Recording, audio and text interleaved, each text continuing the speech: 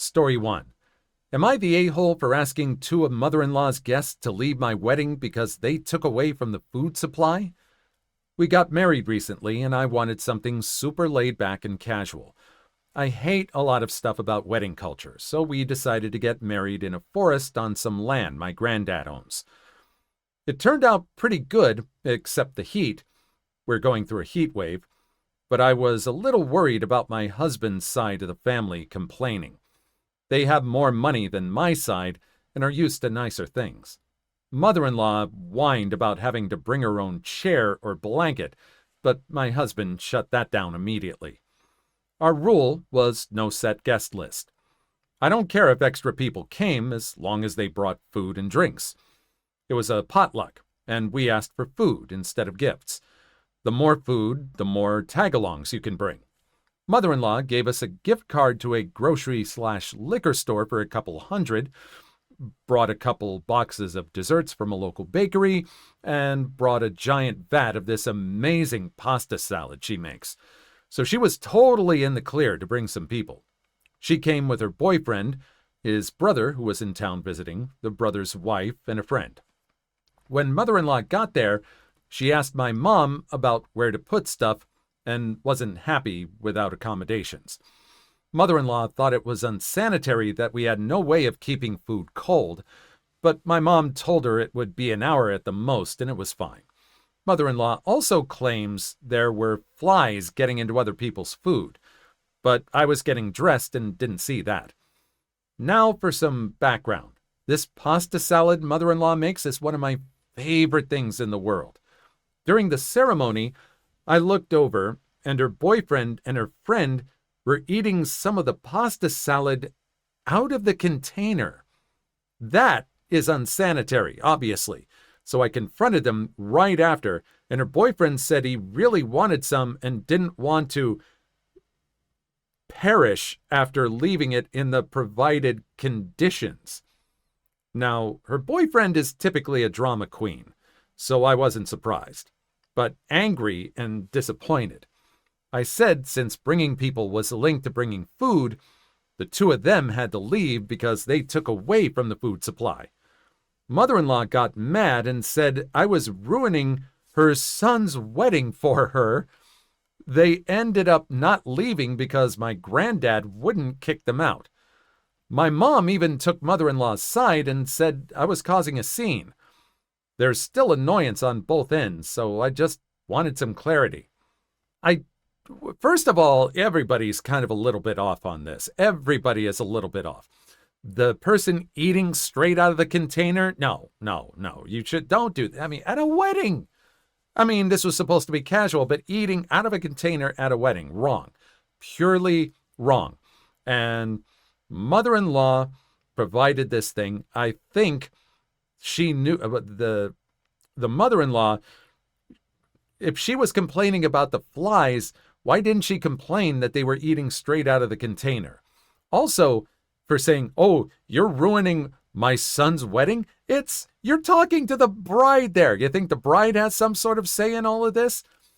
But also, I think you should have pointed this out to you should have said something after, like, I don't appreciate it or something like that. I mean, this was your favorite dish, but maybe kind of suck it up.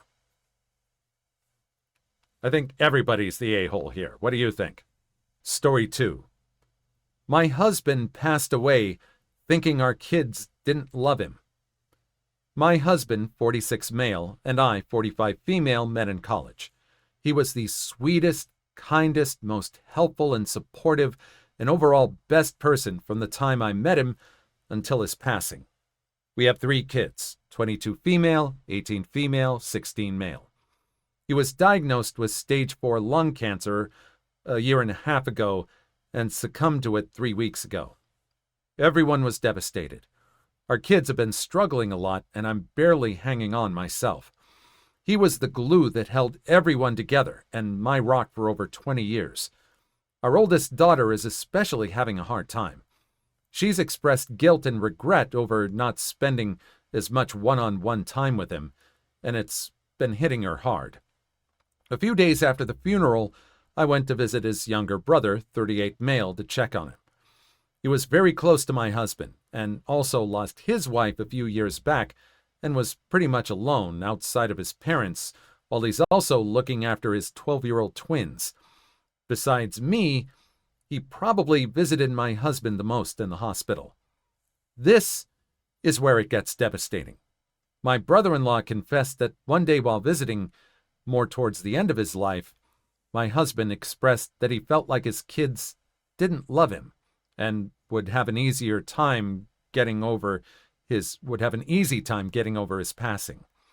He said he actually was happy that it was him passing and not me, because if it were me, then it would be 4 people mourning, whereas he felt that with himself passing, they'd be sad for a bit but get over it and would be there to help me grieve. That absolutely finished me. I wish he could see how much his children miss him. I can't even imagine being in his position and feeling like your kids don't care. I cried heavily when brother-in-law told me that.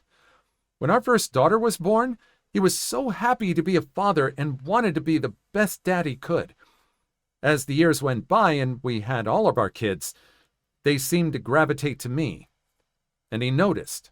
It's not like he didn't try. He was very involved, went to as many extracurriculars as he could. We would try to hang out with him and constantly told them he was an ear if they needed to talk. But it seemed like they only wanted to hang out with me. If I asked to go to one-on-one lunch, they'd go. If he did, there was an excuse as to why they couldn't. They'd tell me something important going on in their lives, and when I told their father, thinking he knew, he was oblivious. I was always posted to their social media accounts for Mother's Day and my birthday, while he wasn't. He always felt left out and would make small joking comments that hinted on how he felt without expressing it fully. I just brushed it off of him joking. I'm even more distraught now. I feel so much sorrow for him feeling that way. I'm also starting to wonder if I demanded their attention and took any away from him. It's weighing on me heavily, and I have no idea how to even move forward, especially since my older daughter actually expressed regretting not spending more one-on-one time with him. It's been hitting her hard, and she's been staying with me since his passing. She's been a wreck just like me and has said, "I hope he knew how much I loved him," and it finishes me to know that he didn't know. I hate everything. I think the other 2 are going to come around as well.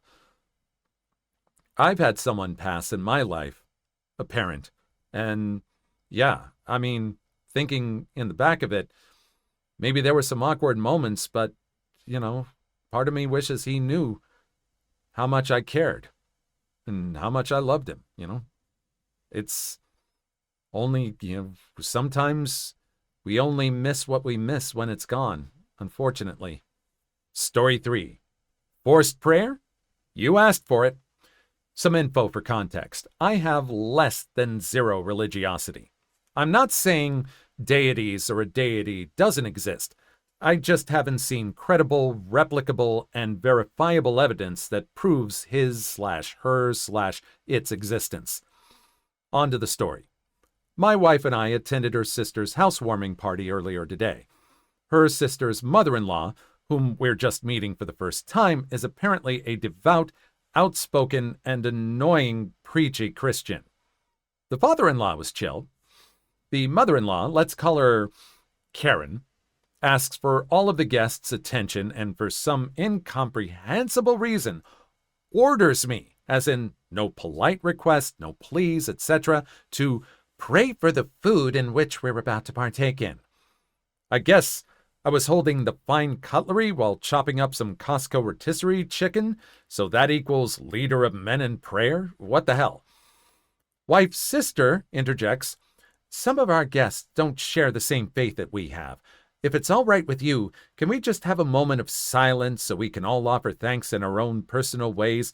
Before she can finish, Karen cuts her off and says, "It's only right to offer thanks and praise for our Lord and Savior, blah, blah, blah." Karen promptly points to me with her index finger and sternly commands, "Lead the prayer." I say to myself silently, "MC jackpot." Then out loud, "Praise be to Allah, for He has given us all of this delicious food to consume and enjoy, except for the dishes with pork in it and all of the alcoholic beverages, for Allah doesn't allow their consumption." At this point in my prayer, Karen turns around, grabs her husband by the arm, and leaves the shindig, mumbling something about all of us being heretics and such. Needless to say, everyone was giggling at her theatrics. Obviously, the drinks and food tasted way better after they left. Oh, really? I mean, play those kind of games, get those kind of prizes. You wanted to, you told someone to lead the prayer. You were warned they might not have the same faith, and you just decided to go for it and just prove her right. Exactly. And I guess there was something in, I guess you had to work a little bit for your food. That's probably why it tasted so good. Please like and subscribe if you made it this far. I hope you'll enjoy the rest of the video and have a wonderful day. Story 4. A scumbag neighbor broke into my vehicle and stole my stuff. So I returned the favor. I rented a duplex in my early 20s. My neighbor was a wannabe gangster type and made the mistake of breaking into my vehicle one night. I had a small SUV with a removable soft top, so the neighbor figured it would be easy pickings to just peel back the top and help himself to my stereo, amplifiers, CDs, and some other miscellaneous stuff. I discovered the break-in early in the morning after it occurred. I knew for certain who the culprit was. We were not in a heavily populated area, and my neighbor was well known for thievery. I waited around for him to leave his place, and when the opportunity arose, I went around the back of the house and looked through the bedroom window to find that, sure enough, my stuff was sitting right on the floor in there. I instinctively tried the window, and as luck would have it, the sash went right up. Bingo! I hopped through and quickly surveyed the items lying around. It occurred to me that I could get some excellent revenge here if I played it right. So rather than just recoup my stuff and wind up in a fight over it, I borrowed a marker and proceeded to write my name on all of my stuff and also a few choice items of his, just for good measure. I then climbed back out the window and waited. When he finally came back, I called for some police presence and explained to them how my vehicle got robbed, and I knew it was the neighbor due to seeing through the window. We knock on his door, and I can still remember the look on his face seeing me and the cop standing there. He was not even close to ready for the encounter, and almost certainly had illicit substances on him, so he was very cooperative given the circumstances. I politely explained that I knew he broke into my vehicle, and I needed him to return my stuff immediately, or I will have to press charges. He went and retrieved my things, and I pointed out my name written on them to the officer. I asked about my other stuff, while he looked back puzzled and dumbfounded. I rattled off the other couple of choice items of his that I also put my name on earlier. The look on his face while he handed over his stuff to me while the cop was standing there was priceless. Thief tax. I mean, thief tax. You're gonna be a jerk. People are gonna be a jerk back to you. This guy just thought it was gonna be easy to take his stuff, and this is a thief that left his window open. Why didn't he hide this stuff? This guy was just brazen. I mean, I thought this guy was going to put up a lot more of a fight, seeing as he just left stuff around. I thought he was going to say, yeah, what of it? Huh? But apparently, this guy played it just right. I wonder what he got. Story 5. My parents don't like my boyfriend, so they gave me an ultimatum. I'll try to make a long story short.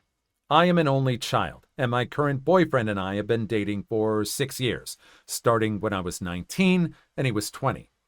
We met at junior college, where we started dating each other, and after that we went to different UCs, but within an hour of each other. My parents met him early on by joining us at dinner. Everything seemed to go well. Then soon after, we went to his parents' house, who live about 2 hours from my parents, so I could meet his family. And after learning this, my mom told me how hurt she was that we didn't come to see them too. I expressed that this weekend was for me to meet his family, but it was clear that she felt almost betrayed. Fast forward. My parents invite me up to our cabin, and my boyfriend joins. We take my car because it was already loaded with laundry, etc. After we arrive, my dad pulls me aside and pretty much quietly yells at me how wrong it was that I drove and that we took my car. He's the man. He should be driving, blah, blah, blah. This started everything going forward on a sour note. The cabin is in Tahoe. It gets cold in the winter. So my boyfriend wore a sweatshirt with his hood up during some of the time at the cabin. My parents, to this day, cite this as weird and rude, as well as a reason they don't like him.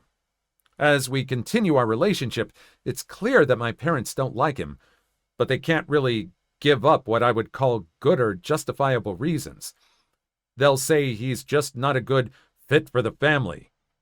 They don't tell me to stop dating him because they can't. I'm an adult. But they do tell me that I need to keep them and him separate. They don't want to really hear about him, and he's not welcome at their house or cabin. He's never cheated on me, abused me. He has no illicit substance problems, etc. Nothing that a normal parent would cite as a problem. Eventually, it became an ultimatum given to me by my parents. They'd tell me that if you continue to date him, eventually it will be either him or us, and you'll have to choose. Among other things, they would tell me that he'd never be an attorney, which is what he wanted to do, and insinuating that he probably wouldn't be much of anything at all. After undergrad, I started working at a financial firm. He graduated from undergrad at UC Berkeley and was accepted to law school across the country. We were always very serious about each other and made the decision to go long distance until he graduated and moved back to California. My boyfriend has since graduated from law school, moved home, and took the bar last month. He starts work this October and has had a contract since last year. They've known about this as well. Now, 6 years into our relationship, I call my parents and tell them that we're going to be moving in together. About 20 minutes later, I get a text from my mom saying that she doesn't want to rain on my parade, but that this path excludes her and my dad from my future. That they love me, but they can't be in my life if I choose to be with my boyfriend. I told them I would never understand. Since then, they've sent me more and more text messages saying stuff like, "We feel like we're losing our daughter. This is heartbreaking," etc. And all at the same time, including that this is my choice and my fault. I texted my parents that I thought my boyfriend and I should come over and talk, that texting about this kind of thing is stupid, but not to be patronized or belittled, and if it turned to screaming, that we would leave. My parents then replied that they wanted to see me face to face to talk, but that my boyfriend isn't allowed. My boyfriend even called my father the night of the initial "we can't be part of your life" text to try and talk or meet up and see if there was a way to talk through any legitimate concerns. My dad did not answer and responded until a week plus later, only to text him that they haven't really ever liked him, that he wants to work through it with me alone, and it's my and my boyfriend's fault for not trying to address things earlier. Among other ridiculous reasons to not like my boyfriend were, Berkeley isn't a man's college, my dad. One time in college, my professor lost my final exam, and when I found out via my final grades and was frantically calling her to figure out what happened, My parents told my boyfriend, see, this is why we didn't want her to have a boyfriend in college. They found ways to blame him for everything. The only thing that ever had any merit was that he wasn't working yet. Well, this was because he was going to school to be a lawyer. Apparently, marrying someone who will make a lot of money is a bad thing. My boyfriend is the nicest, most calm and peaceful person ever, and he loves me more than anything. But apparently their pride is more important than being wrong and accepting him. I guess I'm just trying to figure out if this is normal, or if it's as wrong as it feels to my boyfriend and I. I'm going through this whole story. How much do you want to bet that the boyfriend is a different color skin than everybody else? I would almost bet real money that that's the case. Even if this is like a fake story, I would bet almost real money that this guy is a different race. What do you think? Story 6. Am I the a-hole for pretending not to recognize my parents when they tried to reconnect? I was raised mostly by my uncle and aunt. My older sister developed a serious illness when I was 6, and my parents decided that they couldn't care for both of us, I guess. So they kind of unceremoniously dumped me at my grandparents', and my uncle took me in. Like, didn't even explain to me what was going on, just, you're going to go visit Gran for a while, and never picked me back up. My grandparents and uncle explained it later, and they were pretty livid at my parents. I've seen my parents maybe 5 times since then, and not at all for the last 9 years. I decided to stop having contact with them when I was 12, and since I was the only one reaching out, all communication broke down. It turned out okay. I love my aunt and uncle, and it turns out they can't have kids, so they've always said I'm their miracle kid. I was just misrouted by the stork at first. I was formally adopted by them when I turned 18. I wish it had been earlier, but there was some red tape, things that would have made that really expensive and difficult. I'm 21 now. My sister passed away between Thanksgiving and Christmas, and I made a trip back from school for the funeral. But I stayed in the back and left before my bio parents could talk to me. They called my uncle to try to talk to me, but I said I didn't want to, so he told them that I wasn't available at the moment. They finally caught up to me over Christmas when I went to midnight mass with my gran, and approached me and tried to give me a hug. I did recognize them, but I pretended not to and just backed off and said, "Sorry, do I know you?" They said, "We're your parents." And I said, "My parents are at home," and went and sat down with my gran. They sat behind us, and I could just feel their stare. And on the way out, they were like, "You really don't recognize us?" And I said, "Oh, are you my dad's brother? I think I remember you from when I was little." My gran thinks they deserved it, trying to come back to me like nothing happened. But they wrote me a long letter about how hurt they are and how I should understand that they were trying to do the right thing and how they'll always be my parents and I can't change that. Other family members think I was too harsh as they're grieving, but I don't think they should get a pass just because they remembered me now that my sister is gone. Okay, I think that's going a bit too far. I do. You can be cordial. You can maybe accept a hug. But after that, no. I mean, they're trying to reconnect with you. They're trying to act as nothing happened. Yeah, I can understand that. Let them grieve. But after that, just, let them know, according to them, according to you, it's not like they were your parents anyway. It's like your aunt and uncle were. It's like that one superhero movie. He may have been your father, but he ain't your daddy. Story 7.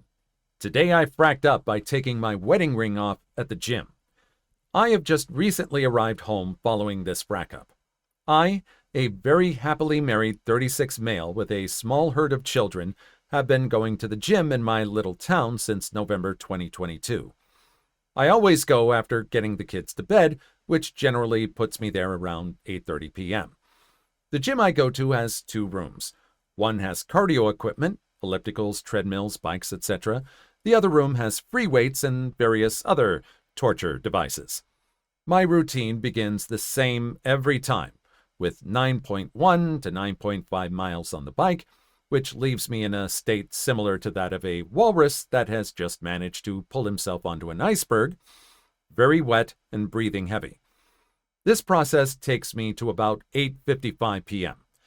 I enjoy hitting weights at this time because the gym is often, not always, empty, and it leaves me to grunt and groan in peace. Tonight, the gym was not empty when I entered the weight room. Now, I mentioned that I have been going to the gym since early November. In that time, I've gotten used to the people that do spend time in the gym past 9, and this person was new. Not a big deal. She had brought her own yoga mat. The ones in the gym are blue and red, and this one was tie-dye-ish, and she had her phone set up on a stand. I assumed she was making a video. Both of these observations were made as I walked down to my trusty bench to start my bent-over rows. I grabbed my dumbbells and sat down to continue my ritual, and this is how I fracked up. I always remove my wedding ring before I lift and tuck it in my right sock for safekeeping. If I try to wear it, it digs into my hand and makes things more unpleasant. So I start grunting out reps with old righty and just nicely switch to the left when I feel a tap on my shoulder. So I stopped what I was doing and turned to see new girl standing behindish me, sporting a menacing glare and wielding her iPhone. I popped out my earbud and asked what's up. The following conversation is as I remember it. Hey, what's up? Her. You're disgusting. Me. Excuse me? Her. You saw me in here and took off your ring. Planning on chatting me up? This is a little paraphrased. She swore a little too, and I wasn't taking perfect notes. Me. What? Her. You're gross. Me. Okay. I proceeded to put my earbuds back in and get to work while she stormed to the other side of the gym and started packing up her stuff. I watched her head for the exit while I was resting between sets. Anyway, I'm rowing away, and out of nowhere, I'm blasted with a cascade of liquid, which leads me to drop my dumbbell and spin around to see what's going on. There's a new girl with her recently emptied pink Yeti screaming at me. I'm assuming for being gross. It was unclear as I had my buds in still. I remove my earbuds so I can understand her, and she storms away. I think the highlight of the exchange is that my gym shirt now smells like vodka. Do most people drink at the gym? Am I doing this wrong? I'm home, showered, and explained why my shirt smells like I've had a raging party to my wife, and we both had a good laugh. If I see a new girl's video on social media, I'll be sure to share it here. I don't know who she was, but it's a pretty small town, so it might pop up. Cheers! There's been a lot of videos I've been seeing lately about people getting ticked off by the opposite gender at the gym. And some of it, and just, everyone's just being too sensitive. I mean, well, a lot of them. There are some that are, legitimate. I would understand. But some of it is just people just being too wound up. I mean, there are such a thing as women's gyms, and there have been those for quite a while now. At this point, I just think, I know they won't do this to, because it won't be profitable for them. But at this point, there just needs to be you can't do separate gender gyms because then you have trans people and that's going to be a whole nother thing. So unless they're willing to build gyms for each separate gender that comes up, I think we all just have to kind of relax for a bit and just mind our own business. Maybe that'll work. Just everybody is issued blinders. Maybe that's it. Issue everybody blinders so you just look at what you're doing and not pay any attention to anyone else. Please leave your story in the comments. I would love to make a video on them in the future. Also, don't forget to like and subscribe.